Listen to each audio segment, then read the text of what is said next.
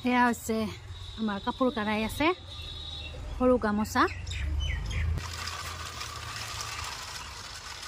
আজিকালি বহুত আপডেট হ'ল আগতে চেৰকেট হেৰি কৰিছিল সৰু থাকাতে মোৰ এটাই ডিউটি আছিল এনেকৈ কাৰালে মা শুনা মানে মোৰ এটা ডিউটি আৰু মানে সূতা বান্ধ লাগিলে চেৰকেৰ পৰা ভাঙাই দিয়ে সূতাডাল লৰাই দিব আৰু সিবাৰ গম পাম আৰু কোনটা চেৰকেট বান্ধ আছে বুলি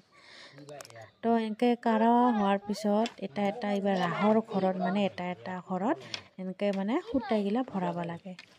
আমি মানে এনেকৈ সূতাগিলা ভৰাবলৈ কওঁ আৰু